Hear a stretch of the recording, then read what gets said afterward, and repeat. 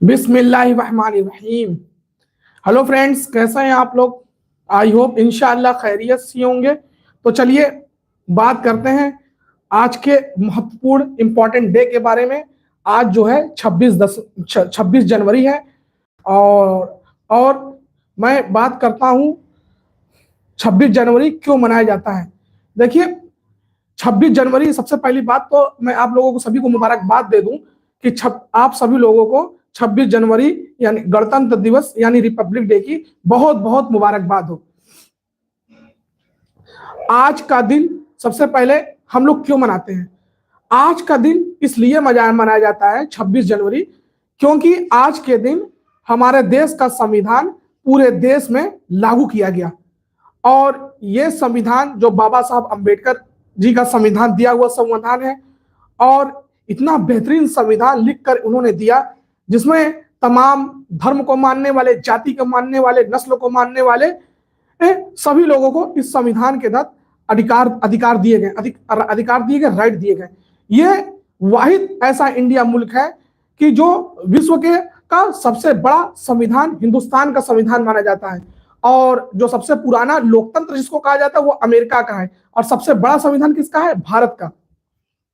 तो और हम लोग 15 अगस्त को मनाते हैं। 15 अगस्त को 1947 को हमारा देश आजाद हुआ था, और 26 जनवरी हम मनाते हैं इस वजह से कि इस दिन हमारे देश में संविधान लागू हुआ। तो इस संविधान को लिखने क्यों 1947 में आजाद होने के बाद क्यों हमने ये रिपब्लिक डे 26 जनवरी क्यों अब से मनाने लगे 1950 से? ऐसा इसलिए क्योंकि जब देश आजाद हो रहा था तो ये था कि अंग्रेजों ने ये कहा कि आप तो देश आजाद करवा रहे हो, फिर देश को चलाओगे कैसे? इसके लिए कोई संविधान है? तो भारत की सरकार, भारत के जो पंडित नेहरू साहब थे, डॉक्टर राजेंद्र प्रसाद से, मौलाना अबुल कलाम आजाद साहब थे, और हमारे बाबा साहब अम्बेडकर साहब थे, इन लोगों ने 9 अगस्त 1946 को एक पहली संविधान सभा का बैठक किया, और 9 दिसंबर 1946 को पहली संविधान सभा का बैठक हुआ। फिर उसके बाद 13 दिसंबर 1946 को प्रधानमंत्री नेहरू जी ने संविधान का प्रियम्बल, उद्देश्य, प्रस्तावना पेश किया। तो फिर वहां से यह संविधान लिखते लिखते करीब 2 साल कुछ महीने लगे, यानी एक तरह की मोटा राउंड फिगर लिया जाए तो 3 साल राउंड फिगर में करीब 3 साल ये संविधान को लिखने में लग गया। राउंड फिगर में बात कर रहा हूं ना। तो अब जब यह संविधान लिख गया, जैसे कि प्रस्तावना में है, सुन लीजिए एक मिनट। हम भारत के लोग भारत को एक संपूर्ण प्रभुत्व संपन्न समाजवादी, देखिए बात कहा है, समाजवादी, पंथनिरपेक्ष सेक्युलर, धर्मनिरपेक्ष पंथनिरपेक्ष सेक्युलर तथा लोकतंत्रात्मक गणराज्य बनाने के लिए, गणराज्य का मतलब क्या होता है? मतलब गणराज्य यानी रिपब्लिक। यहाँ वंश नहीं तो राजा का बेटा राजा नहीं बनेगा, सब लोग डेमोक्रेसी वोट के तहत आएंगे, तथा उसके समस्त नागरिकों को सामाजिक न्याय, आर्थिक व राजनीतिक न्याय। सामाजिक न्याय मतलब समाज में जैसे छुआछूत हो रहा है तो उससे निजात, सामाजिक न्याय, आर्थिक न्याय, कोई अमीर है कोई गरीब है सबको बराबर ला देना, राजनीतिक न्याय सभी लोगों को, सभी धर्म को मानने वालों, सभी जातियों को, सबको राजनीतिक रूप से उसे ऊपर उठाना, नेता बनाना। सामाजिक, आर्थिक व राजनीतिक न्याय, विचार, अभिव्यक्ति, विश्वास, धर्म और उपासना की स्वतंत्रता दी गई है, और प्रतिष्ठा और अवसर की समता तथा उन सब में व्यक्ति की गरिमा तथा और राष्ट्र की एकता व अखंडता सुनिश्चित करने वाली बंधुता बढ़ाने के लिए इस संविधान को हम लोग 26 नवंबर 1949 को एडॉप्ट करते हैं। यानी हमारी संविधान सभा ने 26 नवंबर 1949 को संविधान, यानी कि 1946 9 दिसंबर 1946 से लिखना शुरू हुआ, और डिबेट्स हो रहे थे हर संविधान सभा में, और कंप्लीट कब हुआ? 26 नवंबर 1949 को। तो अब ये पूरा 26 नवंबर 1949 को लिखकर कंप्लीट हुआ, इससे हमने एडॉप्ट कर लिया संविधान को। अब यह हुआ कि इस संविधान को लागू कब से किया जाए? तो लागू करने की जब बात आई तो फिर यह देखा गया कि ऐसे डेट पर रखा जाए जो हमारे लिए यादगार हो। तो चुना गया डेट 26 जनवरी 1950 का डेट। तो 26 जनवरी ही क्यों चुना गया? इसके पीछे का रीजन ये है कि जब सबसे पहली बार 1921 में मौलाना हर्षद मोहानी साहब ने यह ऐलान किया, हम अंग्रेजों से, बरतानिया हुकूमत से जो आजादी लेंगे वो डोमिनियन स्टेट का नहीं लेंगे, हमें पूर्ण स्वराज चाहिए। उन्होंने सबसे पहली बात और जो पूर्ण स्वराज की बात कही वो मौलाना हसरत मोहानी ने कही थी इस बात को। तो डोमिनियन स्टेट का मतलब ये होता है कि भारत के नागरिक तो राज करेंगे, प्रधानमंत्री राष्ट्रपति सब बनेंगे, राज करेंगे, लेकिन इसका कंट्रोल किसका होगा? कंट्रोल जो इसका होगा अंग्रेजों का होगा, ब्रिटिश हुकूमत का, लंदन वालों का होगा, ब्रिटेन वालों का होगा। लेकिन उन्होंने कहा नहीं, ऐसे नहीं चलेगा, हमारा जो देश रहेगा वो संप्रभु रहेगा, कोई दूसरा देश इंटरफेयर नहीं करेगा। तो यानी हमें पूर्ण स्वराज चाहिए, किसी का कोई नियंत्रण नहीं होगा, हम खुद चलाएंगे, हम अपना खुद देश, कोई हमें कंट्रोल नहीं करेगा। तो फिर बात पहुंचते पहुंचते करीब लोगों तक ये नारे को बुलंद किया गया, पूर्ण स्वराज की बात। तो फिर कांग्रेस ने, जो पार्टी है कांग्रेस वालों ने इसको एक्सेप्ट किया। स्पेशली पंडित नेहरू जी ने 1929 में इस बात को एक्सेप्ट किया लाहौर अधिवेशन में, और एक प्रस्ताव पास किया 1929 यानी दिसंबर 1929 में कि नहीं, हमें वास्तव में हमें डोमिनियन पूर्ण स्वराज की बात की। उन्होंने एक प्रस्ताव पारित कर दिया कांग्रेस के लाहौर अधिवेशन में कि हमें अब पूर्ण स्वराज चाहिए। तो फिर इसको लेकर फिर ये डेट, कौन सा डेट को हम लोग स्वतंत्रता दिवस मनाए, तो उन्होंने स्वतंत्रता मनाने के लिए भी 26 जनवरी 1930 का डेट चुना और इस दिन तिरंगा झंडा लहरा दिया 26 जनवरी 1930 को। तो सबसे पहली बार हमने जो स्वतंत्रता के लिए अपना तिरंगा लहराया था जो ऑफिशियल रूप से, वो 26 जनवरी 1930 को था। तो अब उस डेट पर हम लोग अभी तक क्या करते आ रहे थे, 1947 तक के आसपास तक हम लोग 26 जनवरी को अपना 46 तक इंडिपेंडेंस डे मना रहे थे, यानी स्वतंत्रता दिवस। लेकिन फिर जब बाद में यह हुआ कि हमें आजादी फिर मिली 15 अगस्त को 1947 को, तो फिर यह हुआ कि जब इस दिन आजादी मिली है 15 अगस्त 1947 को, तो ऐसा इसको इंडिपेंडेंस डे 15 अगस्त को घोषित कर देते हैं, स्वतंत्रता दिवस। और 26 जनवरी के लिए ये क्या है, ये डेट भूले ना, तो जब 26 नवंबर 1949 को संविधान लिख के कंप्लीट हो गया, हमने अडॉप्ट कर लिया, तो फिर उस दिन हम लोगों ने क्या किया, इस कर लिया, तो फिर ये डेट निकाला है कि उस डेट को याद करने के लिए हम लोगों ने 26 जनवरी 1950 को पहला रिपब्लिक डे यानी गणतंत्र दिवस हमने मनाना शुरू कर दिया। तब से आज तक हम लोग मनाते चले आ रहे हैं। और ये कोई धार्मिक त्योहार नहीं है, ये चाहे इंडिपेंडेंस डे हो चाहे रिपब्लिक डे, ये तमाम हिंदुस्तानियों का त्योहार है, फेस्टिवल है, नेशनल फेस्टिवल है ये, चाहे ये 15 अगस्त या 26 जनवरी। अब बात करते हैं इस संविधान को लिखने में बाबा साहब अंबेडकर ने बहुत मेहनत की, जैसा कि और देशों का संविधान ये देखा जाता है कि वहां के पे भी कुछ धर्म को मानने वाले रहते हैं, जैसे मान लीजिए कि जैसे अमेरिका है, वहां पे ज्यादा तादाद में क्रिश्चियन वगैरह है, कुछ मुस्लिम्स वगैरह है, इसी तरह ब्रिटेन वगैरह में। तो उन्होंने ऐसा संविधान लिखा जो वहां का सेकुलर था, तो जिससे क्या होता था, वहां पे मतलब कि सिर्फ एक ही कम्युनिटी पे इस पे ज्यादा जोर दी जाती थी, क्रिश्चियन वगैरह पे। लेकिन बाबा साहब अम्बेडकर ने कहा नहीं, हमारा जो संविधान का सेकुलर जो टर्म रहेगा वो ऐसा सलाद बाउल कॉन्सेप्ट रहेगा। सलाद बाउल कॉन्सेप्ट बोलते हैं, उसमें ये होता है, सलाद बाउल कॉन्सेप्ट में जो सेकुलर का एक ढांचा दिया गया, उसमें ये होता है जैसे सलाद आप खाते हैं तो सलाद में क्या देखते होंगे आप, टमाटर है, प्याज है, मिर्च है, खीरा है, ककड़ी है ना, मूली है, धनिया है। तो ये मतलब सलाद के प्लेट में तमाम तरीके के ये आइटम रहते हैं जो मैंने बताया। अब मान लीजिए टमाटर क्या है, हिंदू है, सपोज दैट एक नाम। अब प्याज क्या है, मुस्लिम है, और धनिया क्या है, क्रिश्चियन है। तो सलाद मतलब उन्होंने ये बताना चाहा यहाँ पे, जिस तरह सलाद में तमाम तरह के ये आइटम मौजूद है जो देखने में अच्छा लगता है, जैसा लगता है कि सलाद है, तो हमारा जो सेक्युलरिज्म रहेगा, धर्मनिरपेक्ष रहेगा, वो ऐसा रहेगा सलाद बाउल कॉन्सेप्ट पे। जबकि अमेरिका, फ्रांस वगैरह का है, ऐसा नहीं है, वहां पे सलाद बाउल नहीं, वो वहां मिक्स कर दिया जाता है। इस वजह से वहां पे थोड़े से क्रिश्चियन वर्सेस मुस्लिम क्लासेस भी हो जाते हैं, क्योंकि मुस्लिमों को कुछ चीजों के जैसे पर्दा के लिए, टोपी के लिए, दाढ़ी के लिए रोक दिया जाता, सार्वजनिक जगह पर नहीं लगा सकते हैं आप। लेकिन हिंदुस्तान में ऐसा नहीं है, आप सार्वजनिक जगह पे कहीं भी जाके आप कुर्ता पैजामा, टोपी, दाढ़ी, टीका, पगड़ी, ये पंजाबी भाई पगड़ी अपना लगा के या हिंदू भाई अपना टीका लगा के जा सकते हैं, या क्रिश्चियन लोग क्रॉस लगा के जा सकते हैं, अपना धार्मिक सिंबल। ये हिंदुस्तान का सोचिए, बाबा साहब अम्बेडकर ने कितना सोचकर कितना बेहतरीन संविधान बनाया।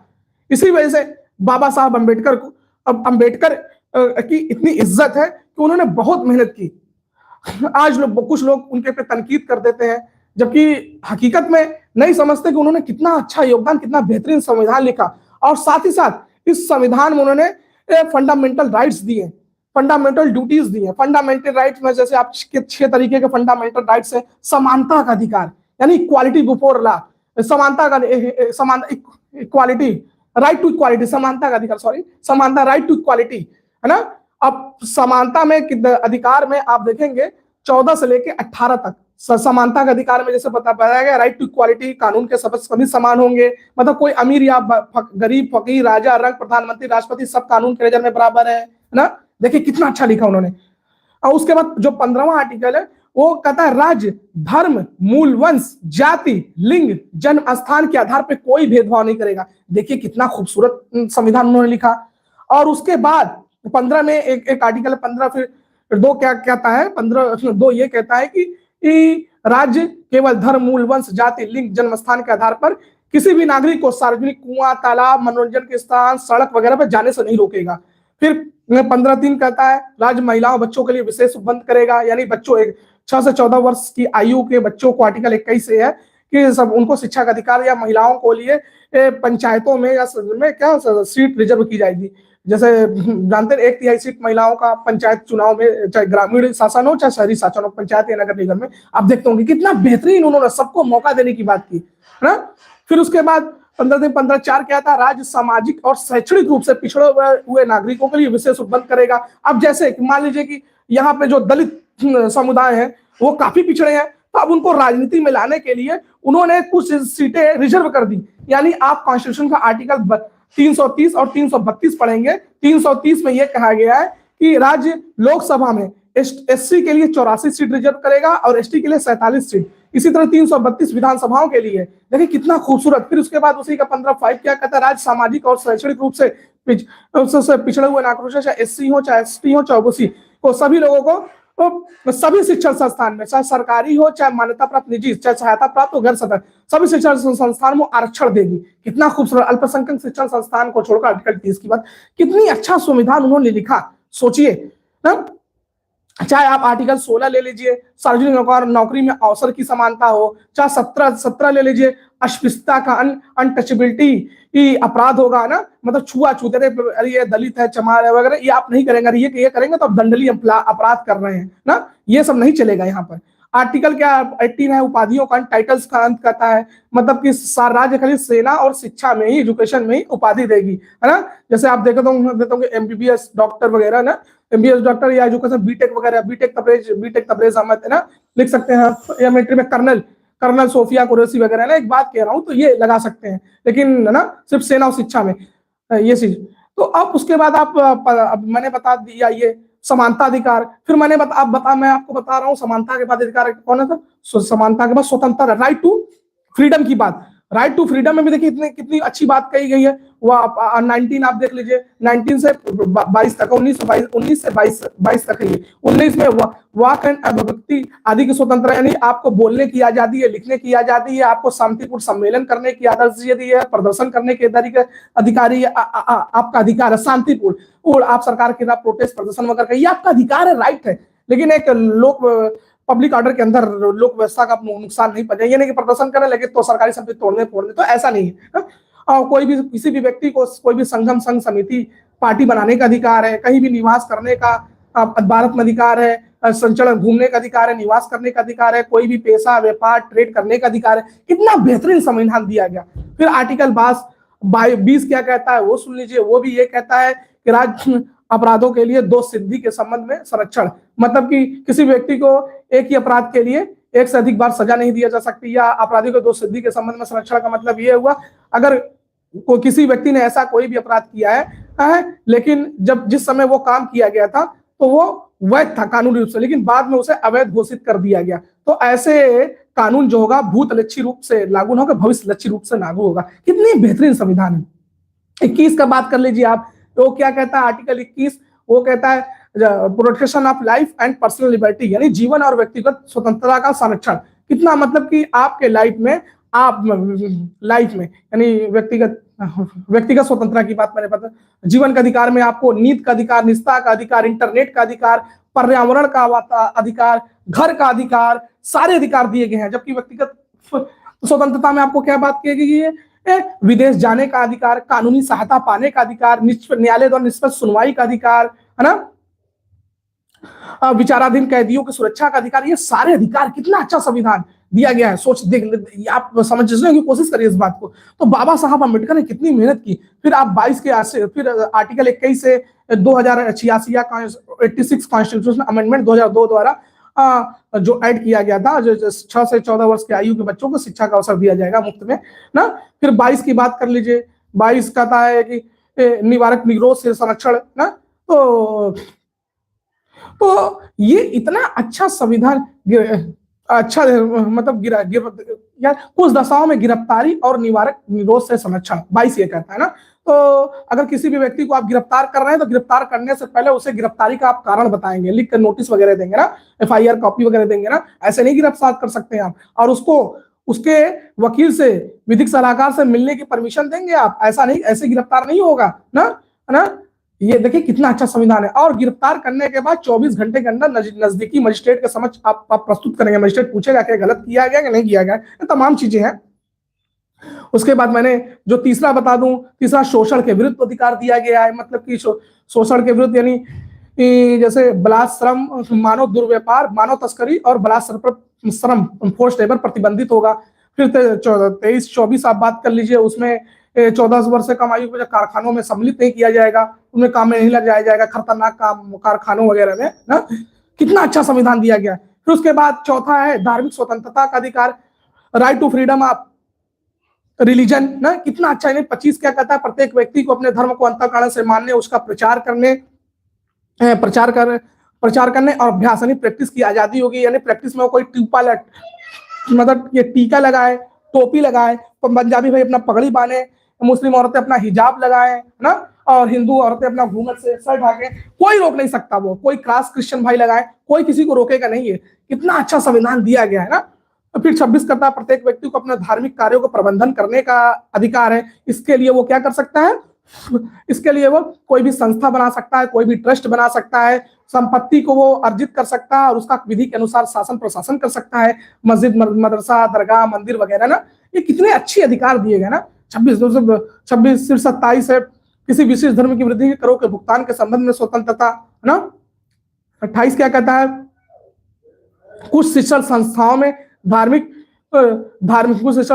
धार्मिक शिक्षा और धार्मिक उपासना में उपस्थित या शामिल होने के संबंध में स्वतंत्रता।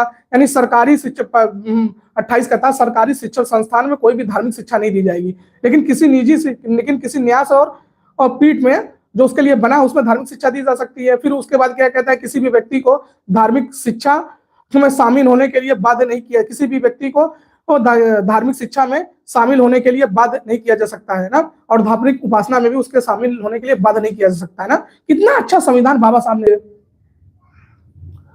तो फिर आप कल्चरल एंड एजुकेशनल राइट की बात कर लीजिए, है ना। 29-30 जो दिया गया अल्पसंख्यकों के लिए ना। फिर उसके बाद यानी कि भारत के राज्य क्षेत्र में निवास करने वाले ऐसे नागरिक जिनकी अपनी खुद की भाषा, लिपि या संस्कृति हो, उसको प्रोटेक्ट करने का अधिकार होगा ना। या 29-30 क्या है? अल्पसंख्यकों को अपने पसंद का शिक्षण संस्थान स्थापित करने और प्रस्तुत करने का अधिकार होगा, जैसे कि अलीगढ़ मुस्लिम यूनिवर्सिटी, जामिया मिलिया इस्लामिया ना। ये सब चीजें। फिर 32 आ जाइए आप। 32 क्या कहता है? राइट टू कॉन्स्टिट्यूशनल रेमेडीज, संवैधानिक उपचारों का अधिकार। और इसमें आप सुप्रीम कोर्ट, मतलब कि किसी भी जगह का मूल अधिकार उल्लंघन होता है तो आप 32 के तहत सुप्रीम कोर्ट और 226 के तहत हाई कोर्ट जा सकते हैं डायरेक्ट ना। और इसमें आप ये देख सकते हैं न्यायपालिका जो है तो ऐसे व्यक्ति के लिए जिसने उल्लंघन किया उसके लिए रिट जारी कर सकती है ना, आदेश दे सकती है, रिट जारी कर सकती है। रिट भी 5 प्रकार के होते हैं। हैबियस कॉर्पस है ना, जैसे बंदी प्रत्यक्षीकरण, हैबियस कॉर्पस, परमादेश, मैंडेमस। फिर तीसरा क्या है भाई? प्रोहिबिशन, प्रिपरेशन, सर्टी वारारी, फिर क्यों वारंटो। ये सब मतलब ये कितना अच्छा दिया गया है ना। देखिए सोचिए, उसको गहराई से समझने की कोशिश करिए। तो लेकिन आप अगर इस तरीके से बिना समझे किसी एक व्यक्ति को गाली देना, अपशब्द कहना, नहीं उनका क्या योगदान था, तो इस तरीके से नहीं किसी पे क्लेम करना चाहिए। उनकी सोच देखिए, इतना कितनी डाइवर्सिफाइड सोच थी कि इतने सारे राइट्स दिए गए। फिर आपको डीपीएसपी दिया गया, आर्टिकल कहां से कहां तक है ये, 32, 35, 36 टू 51 तक आप देख सकते हैं। राज्य का क्या क्या दायित्व होगा ना, राज्य लोक कल्याण है ना। तो ये सब जैसे कि आप देख सकते हैं आर्टिकल 36, 37 डीपीएसएस को आपको आप डीपीएस 36 से 36 क्या कहता है, राज्य में निम्नलिखित निकाय होंगे, जो आर्टिकल 12 में दिया गया है ना 36। फिर 37 क्या कहता है, डीपीएसपी को आप न्यायालय में लागू नहीं करा सकते हैं। 38 राज्य लोक कल्याण की वृद्धि के लिए सामाजिक व्यवस्था बनाएगा, यानी राज्य लोक कल्याण की वृद्धि के लिए सामाजिक व्यवस्था बनाएगा ताकि सामाजिक आर्थिक न्याय हो सके ना। ये सब चीजें कितनी अच्छी दी गई हैं। तो मेरा ये कहना है, इसी तरह किसी व्यक्ति को आप इस तरह नहीं बोलना चाहिए। चाहे आप फंडामेंटल ड्यूटीज भी दी गई, नागरिकों को क्या देश के प्रति ड्यूटी है ना, ये सब चीजें। तो और दूसरी बात कि मैंने ये सुना है, किसी ने ये कहा कि पंडित नेहरू कुछ भी होता है, पंडित नेहरू ने ऐसा कर दिया वैसा कर दिया, आज उन्हीं का देन है कि देश देश गर्क में चला गया, कुछ ऐसी क्यों। किसी ने, मैंने सुना कि आजादी हमें 2014 के बाद मिली। इस तरीके का नैरेटिव चलाना ये तो टोटली गलत बात है। आप नेहरू के बारे में क्या जानते हैं, गांधी के बारे में, जी के बारे में क्या जानते हैं? नेहरू जी तो वो थे जिन्होंने देश को, उनकी दूरदृष्टि देखिए, उन्हें देश को उस जमाने में जब अंग्रेज देश को लूट कर लेकर चले गए ना, उस जमाने में हमारा देश पूरा कंगाल ऐसा चूसा था जैसे कि जब तक गन्ने का रस चूसने वाला जो व्यक्ति जो गन्ने का रस निकालता है, वो मशीन से इतना निकालता है कि उसके पूरे एक एक बूंद रस निकाल लेता है ना, उस तरह अंग्रेज देश को छोड़ के चले गए थे। इतनी गरीबी का आलम था, भुखमरी का आलम था ना, वहां से उन्होंने देश को ऊपर निकाला। कई तरह की चैलेंजेस थी, कई सारे से प्रिंसी स्टेट थे ना, कई सारे राजा अपने आप को अपना देश घोषित कर बैठे थे। जम्मू कश्मीर का मसला, हैदराबाद का मसला, जूनागढ़ का मसला, सोचिए उन सबको कैसे मिलाना, तमाम चैलेंजेस थे ना। तो उन्होंने देखिए उस जमाने में कितना अच्छा उनका सोच था, साइंस में आगे बढ़ाने के लिए। उन्होंने जेआरडी टाटा जी से कहा, आपके पास पैसा, आप न्यूक्लियर टेक्नोलॉजी के लिए कुछ संस्था बनाइए। तो उन्होंने Tata institute of fundamental research बनाया, जिससे हम आज परमाणु बम बना सके, जिससे आज हमारा देश शक्ति की कगार पे, अगर पाकिस्तान चाइना फेंकाएगा तो हमारे फेंकने की कोशिश करे तो हमसे भी डरेगा कि नहीं, भारत के पास भी है। तो उनकी ही देन है कि उन्होंने 1945 में बुनियाद डलवाई है ना। जेआरडी टाटा से बात कर, भारत के पास पैसे नहीं थे, वो अमीर थे, उनसे देखिए डलवाई। उन्होंने भी देश का कितना, जेआरडी टाटा वगैरह कितना योगदान दिया देश के लिए ना। फिर उसके बाद उन्होंने ये भी सोचा था कि 1947 में पीआरएल जैसी संस्था बनी, जो बाद में 1962 में इनकोस्पार बनी। फिर उसके बाद वही संस्था ऑफिशियल रूप से 1969 में उसका नाम इसरो नाम दिया गया ना। तो इसरो यानी 1947 में PRL, physics research lab, Vikram Sarabhai से बात कर, उनके पास पैसे थे, भाई बनाइए स्पेस टेक्नोलॉजी के लिए हमारे पास, ताकि सैटेलाइट्स हो जाए ना, सैटेलाइट्स वगैरह हो जाए। तब इतना अच्छा डीआरडीओ 1958 में बना, तो उन्हीं के दिन थे ना। आज डीआरडीओ ने कई सारी मिसाइल्स बना दी ना, कलाम जी के नेतृत्व में 1980 में integrated guided missile IGM-DP program के तहत, integrated guided missile development program के तहत, चाहे पृथ्वी हो, अग्नि हो, ये सरफेस टू सरफेस मार करती है, surface to surface Prithvi, Agni, Akash Trishul, surface to air Nag, surface to surface ये टैंक है ना। अब उसके बाद 1990 में हमने ब्रह्मोस मिसाइल वगैरह बनाया, कलाम जी की देन थी। उन्होंने न्यूक्लियर पावर, परमाणु बम बनाने में उन्होंने बहुत बड़ा योगदान दिया। तो इस तरीके से कहना कि नेहरू जी ने क्या किया, नेहरू जी ने कुछ नहीं किया, इस तरीके से नहीं किया। उन्होंने उस जमाने में, जबकि भारत के पास पैसे नहीं थी, तो पहली पंचवर्षीय योजना भी क्या थी, गरीबी को खत्म करना, ये सब जैसी योजना बनी उस समय। फिर क्या उद्योगों को बढ़ाने के लिए उन्होंने कई सारी पंचवर्षीय योजना बनाया है ना। तो कैसे कैसे उन्होंने इस चक्र से निकाला। तो इस तरीके से किसी को गाली नहीं देना चाहिए, अपशब्द नहीं कहना चाहिए। नेहरू जी ने देश को विकास, डेवलपमेंट कराने में उनका बहुत बड़ा योगदान है। सोचिए, उन्होंने इसरो दिया, डीआरडीओ दिया ना, एम्स दिया ना।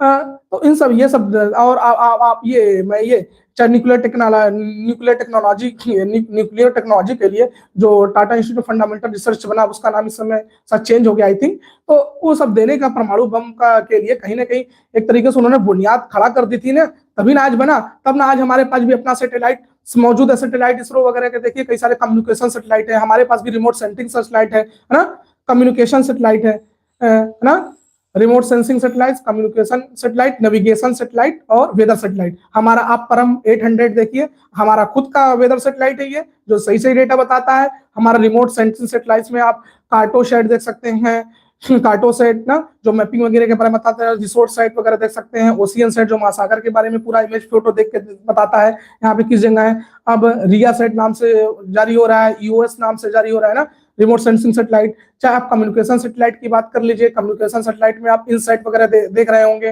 पहले देखिए, आप जब टीवी देखते थे तो टीवी पे एंटीना लगाते थे, लगाते, जिसका एंटीना जितना ऊपर उसकी टीवी उतनी साफ, नहीं तो नडी टीवी झिलमी झिलमी कर। लेकिन आज ऐसा नहीं है। आज किसका देन है? आज इसरो का ही देना है, नेहरू जी के देना है कि आज उन्होंने ऐसा बुनियाद डाला, आज उन्होंने ऐसा सेटेलाइट बना लिया है कि जो रेडियो वेव है, जो कौन थर्मोस्फीयर से निकल बाहर बाहर चला जाता था रेडियो वेव, आज वहां पे हमने सेटेलाइट लगा रख दिया, बाहर नहीं, अपवर्ड डायरेक्शन में न जाकर सेटेलाइट से टकरा, सेटेलाइट फिर नीचे भेज देता है। जैसे आज देखिए बिना एंटीना के टीवी कितना अच्छा चल रहा है। आज देखिए टेली एजुकेशन है, हम ऑनलाइन क्लास वगैरह कर ले रहे हैं, ऑनलाइन बैठे कॉन्फ्रेंस कॉल, ऑनलाइन पढ़ाई वगैरह कर रहे हैं, टेली हेल्थ देख सकते हैं, हॉस्पिटल को ऑनलाइन जोड़ा जा रहा है, बड़े हॉस्पिटल को छोटे हॉस्पिटल से, ताकि बड़े डॉक्टर छोटे डॉक्टर को इलाज के लिए बता सकते हैं इनका इलाज ऐसे करना है।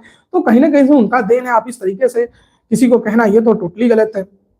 तो इस तरह के आप ये कहना चाह रहे हैं कि मतलब 2014 से पहले, 2014 में हिमालय पर्वत बना, 2014 से पहले हिंदुस्तान के लोग मतलब कि आदि मानव टाइप के लोग थे ना। इस तरीके से किसी को कंडेम नहीं कहना चाहिए जब तक किसी को न जाने। गांधी जी को कहना नहीं, गांधी जी अच्छे नहीं तो उन्होंने अगर वो चाहते तो पहले आजादी, ऐसा नहीं था, पहले आजादी मिल जाती, या उनका क्रिटिसाइज करना। वीर सावरकर को कहना नहीं कि वीर सावरकर सही थे, ऐसा नहीं है। वीर सावरकर ने तो 1942 में उन्होंने तो भारत छोड़ो आंदोलन का जो कि उन्होंने विरोध कर दिया था, मतलब विरोध किया था, मतलब वो अंग्रेजों का साथ दे रहे थे, जबकि गांधी जी ने भारत छोड़ो आंदोलन का नारा दिया। उन्होंने देश की आजादी के लिए जबकि सभी कांग्रेस पार्टी को, सभी लोगों को जेल में डाल दिया गया था, लेकिन उन्होंने पूरे एक तरीके से इस भारत छोड़ो आंदोलन को सारे जनता के दिल में डाल दिया था। सारी जनता आके अंग्रेज को उखाड़ी फेंकी, तब जाकर वो देश को आजादी मिला के। वीर सावरकर हो, चाहे हिंदू महासभा हो, आरएसएस हो, इन लोगों ने तो मतलब कि भारत छोड़ो आंदोलन का विरोध किया, क्रांतिकारियों को जाकर अंग्रेजों से चुगली की, उनको जेल वगैरह में डाल दिया गया, है ना। इन्होंने, बल्कि इनको, वीर सावरकर को इससे पहले ये कर रहे थे आजादी के लिए, तो उनको अंग्रेजों ने काला पानी की सजा देते, फिर उन्होंने लेटर लिख दिया था कि हमें माफ कर दीजिए, छोड़ दीजिए, हम आपका साथ देंगे। तो लेकिन गांधी जी ने किसी से समझौता वगैरह तो नहीं किया था। भगत सिंह देखिए फांसी पे चढ़ गए देश की आजादी के लिए ना। भगत सिंह, राजगुरु ना, ये लोग क्यों चले गए? देश की आजादी के लिए ही नहीं, मतलब कि फांसी को कबूल किया ना। तो इस तरीके से किसी को अनावश्यक नहीं करना चाहिए जब तक न जाने वो इतिहास, हिस्ट्री सही ढंग से। अब ये 26 जनवरी है, मैं 26 जनवरी से आप लोगों से या देश की आवाम से या नागरिकों से ये कहना चाहूंगा, इस देश को अगर आगे बढ़ाना है, विश्व गुरु बनाना है, तो इसके लिए सबसे पहले भ्रष्टाचार को खत्म करिए आप, महंगाई को खत्म करिए आप, गरीबी को खत्म करिए आप, हिंदू मुस्लिम की राजनीति को खत्म करिए, एक दूसरे से कोई नफरत न करे, चाहे हिंदू मुस्लिम से कोई नफरत न करे, चाहे अपर कास्ट वाले लोअर कास्ट से नफरत न करें, यार ये दलित है तो चमार है, ऐसी चीजें दुर्भावनाओं से दूर रहते, वैमनस्यता फैलाए ना। और साथ ही साथ अब आप किसी एक कम्युनिटी से राष्ट्रीयता का सर्टिफिकेट ना मांगे, नेशनलिज्म का, आप नेशनलिज्म नहीं है ना, इस तरीके से। अब तो देखिए हाल ही से पहले एक मुस्लिम कम्युनिटी से मांगा जा रहा था, अब मांगा जा रहा है हिंदू कम्युनिटी से भी। हाल में जो मैं न्यूज देख रहा हूँ, शंकराचार्य से ये मांगा जा रहा है कि आप अविक्तमोश्वर साहब, आप शंकराचार्य है ही नहीं। इस तरीके से मतलब किससे किससे सर्टिफिकेट मांगेंगे आप, जबकि आपका योगदान भी नहीं था। अब इस तरीके से देश कहाँ जाएगा आपका? आप देश के डेवलपमेंट के लिए काम करिए, नफरती बात ना करिए, और व्हाट्सएप पे ऐसे गलत मैसेज अनावश्यक न भेजे जाए। और दूसरी बात, ऐसे मैसेज भेज कर लोग, मतलब कि उनको भी गलत राह पे नहीं जाना है ना? आप मान लीजिए कोई व्यक्ति अगर गलत करता है तो उसको सजा देने का काम न्यायपालिका का है, ना कि कार्यपालिका का है, ना कि पुलिस का, ना कि सरकार का प्रशासन, शासन प्रशासन का। आप कोई गलती कर रहा है, आप हाथ इनकाउंटर करवा दे रहे हैं, पैर में गोली मरवा के खत्म खराब कर दे रहे हैं, या किसी व्यक्ति का मकान गिरवा दे रहे हैं, गरीब का, अगर स्पेशली मुस्लिम में देखा जा रहा है, मकान गिरवा दिया जा रहा है ना। मस्जिद के ऊपर चढ़ के झंडा वगैरह चल के ऐसा मॉब लिंचिंग वगैरह घटना कर दी जा रही है, तो इन सब नहीं होना चाहिए। ये देश के डेवलपमेंट के लिए, हमें विकसित राष्ट्र बनने के लिए, ये देश के लिए कई सारे चैलेंजेस है। आज देखिए चैलेंजेस है, आज रुपया देखिए कमजोर हो चुका है। रुपया एक डॉलर में 90 रुपया के आसपास हो गया है ना। आज सोने की 10 ग्राम सोने की कीमत करीब 1.5 से 2 लाख के बीच आ गया है ना। आप 1 किलो चांदी लेने जाएंगे वो 2.5 लाख के आसपास हो गया है। तो ये तो बताइए, अब महंगाई चरम पे बढ़ती चली जा रही है ना। अब पेट्रोल 60 रुपए से आज 100 रुपया के पास आ पहुंचे हैं ना। आप एक कम्युनिटी से कहना है कि नहीं आप गाय खाते हो, जबकि लाइसेंस सारा इनको अल कबीर एंड सन्स वगैरह ये कौन चलाता है? सतीश सबरमाल वगैरह चलाते हैं। आप जबकि मुस्लिम तो कहते हैं कि आप गाय को बैन करो पूरे भारत से, ऐसा नहीं है कि नहीं आपका वो सपोर्ट नहीं करते हैं, लेकिन बस आप एक कम्युनिटी को टारगेट करना। और दूसरा बात, उनको कोई टिकट आपका तो वो में वोट नहीं देता, आप एक भी टिकट भी तो नहीं देते हो, आपका सेंटर में एक भी मिनिस्टर मुस्लिम कास्ट से नहीं है ना। तो और जबकि ये देश सबका है, सबका जब देश है तो सभी को बराबर के का अधिकार देना चाहिए। यहाँ पे मंत्री वगैरह मुस्लिम हो, हिंदू हो, सिख हो, ईसाई, सभी को आप बराबर देंगे तब ना ये डेवलपमेंट करेगा। नफरती चीज को ना बढ़ाए, बल्कि अगर विकास में यही काम करेंगे तो देश और ग्रोथ करता। हम लोग तो विकास की ओर आगे बढ़ते ना अब तो, है ना। लेकिन इस तरीके से तो देश कहीं ना कहीं से तो पीछे ना चला जाएगा। जबकि राज्य का काम ये नहीं कि किसी की धर्म में इंटरफेयर करे, सेकुलर कंट्री है ना, राज्य का काम है सिर्फ विकास करने का काम है, इधर झांकना ही नहीं है इनको। लेकिन इस तरीके से ना झांका जाए जिससे हमारा देश पीछे चला जाएगा। आप एनसीआरबी का डेटा देख लीजिए, आज हर एक 16 मिनट या 20 मिनट एक महिला का रेप हो जा रहा है। आज 5 लाख लोगों का सालाना एयर एक्सीडेंट हो जा रहा है, इसमें 2 लाख लोग करीब मोटा मर जा रहे हैं ना। एनसीआर आप 2 लाख किसान प्रतिदिन आत्महत्या कर रहे हैं, करीब दो लाख लोग देश को हर साल छोड़ रहे हैं ना। पर आप जीडीपी देखिए, हम विश्व की चौथी बड़ी अर्थव्यवस्था है। America 30 trillion dollar, China 20 trillion dollar के आसपास, एक मोटा राउंड 19 ट्रिलियन डॉलर, मतलब राउंड पे 20 ट्रिलियन डॉलर ना। उसके बाद अमेरिका चीन के बाद तीसरे नंबर पे कौन है? आई थिंक ध्यान नहीं आ रहा, तीसरे नंबर पे, फिर चौथे नंबर पे अपना भारत है। भारत 4.74 ट्रिलियन डॉलर के आस। तो हम विश्व की सबसे बड़ी अर्थव्यवस्था तो है, लेकिन आप पर कैपिटा इनकम देखिए, यहाँ का पर कैपिटा इनकम करीब 15,000 के आसपास है। तो आदमी कैसे स्कूल की फीस देगा, डॉक्टर की फीस देगा, मकान का टैक्स वगैरह भरेगा ना, हाउस टैक्स हुआ है ना, वाटर टैक्स हुआ, कैसे भरेगा, कैसे होगा ये सब चीज। और दूसरी बात की जो पर कैपिटा इनकम है, ये क्या होता है? देश का टोटल इनकम यानी जीडीपी, एक तरीका जीडीपी और टोटल पॉपुलेशन। मान लीजिए देश का जनसंख्या है 10 लाख और टोटल जनसंख्या है 1,000 ना, तो अब पर कैपिटा इनकम निकालेंगे तो कितना आ जाएगा?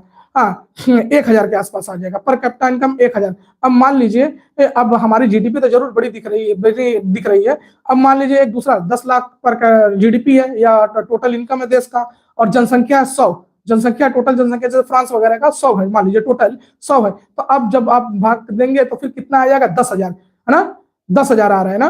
तो अब यहाँ पे फ्रांस वगैरह में देखिए जनसंख्या कम होने के उनका पर कैपिटा इनकम कितना हुआ? 100, मैंने 10,000 बताया। अब भारत का कितना हुआ? 1,000 बताया मैंने। 10 लाख भागे 1,000 करेंगे कितना आएगा? 1,000 के आसपास 1,000 आएगा ना। और अब 10 लाख भागे 100 करेंगे कितना? 10,000 रहेगा। तो हमारी यही मैं बताना चाहूँ, हमारी जीडीपी का साइज तो बड़ा है, लेकिन हमारे पास जनसंख्या बहुत ज्यादा है, पर कैपिटा इनकम हमारा कम है। और कोई भी एफडीआई वगैरह विदेश से कोई भी कंपनी आती है तो पर कैपिटा इनकम देखकर ही आती है कि इनके लोगों के पास पैसा है कि नहीं। मान लीजिए हम सैमसंग ले चले बनाने मोबाइल या एप्पल मोबाइल या लैपटॉप वगैरह या कई सारे इन्वेस्टमेंट के, तब यहाँ के हमने जो मोबाइल एप्पल की 50,000 वगैरह से शुरुआत है वो बेचेंगे, या बड़ी बड़ी गाड़ियां बेचेंगे, ये खरीद पाएंगे? नहीं खरीदे, कुछ ही लोग खरीद पाएंगे। तो पर कैपिटा इनकम इनका अच्छा, यहाँ का अच्छा नहीं है ना, है ना। ह्यूमन डेवलप एचडीआई देख लीजिए, 190 देशों में हमारी एचडीआई में रैंकिंग 130वीं है। ह्यूमन डेवलपमेंट इंडेक्स, जिसमें यह कहा जाता है इस देश का 3 आयाम इसमें लिए जाते हैं ह्यूमन डेवलपमेंट इंडेक्स में, चाहे इनकम लिया जाता है, शिक्षा लिया जाता है और स्वास्थ्य लिया जाता है। ये अच्छा ही नहीं है। हमारे यहाँ बच्चे पढ़ते हैं, छोड़ देते हैं, ड्रॉप आउट रेट ज्यादा है। तो इन सब पे ध्यान देना चाहिए। हमारे कई सारे यूपी में स्कूल्स बंद हो जाए ना, हो गए ना, बल्कि तो मैंने देखा कि शराब वाले को लाइसेंस दे दिए गए। तो ये तो अपोजिट ना हुआ, ऐसे नहीं होना चाहिए, है ना। आप वर्ल्ड प्रेस इंडेक्स में देख लीजिए, मीडिया का परफॉर्मेंस 180 देशों में 150वीं रैंकिंग है ना। जो ये मीडिया कहता है कि हम देश के नंबर 1 चैनल है, दरअसल सबसे ज्यादा गलत न्यूज फैलाकर देश को भ्रम में फैला रहा। तो ऐसा नहीं होना चाहिए। आप सिस्टम पे आज देखिए कंट्रोल होता चल संवैधानिक संस्था पर, और जो देखा जा रहा है कहीं ना सरकार का कंट्रोल होता चला जा रहा है। ये देखिए, आप कंट्रोल का माने आप ईडी सीबीआई देखिए, ये सरकार के इशारे पे काम कर रही है। आप देखिए चीफ इलेक्शन कमिश्नर, जो उनका चुनाव सरकार की मेजॉरिटी पहले क्या था उसमें,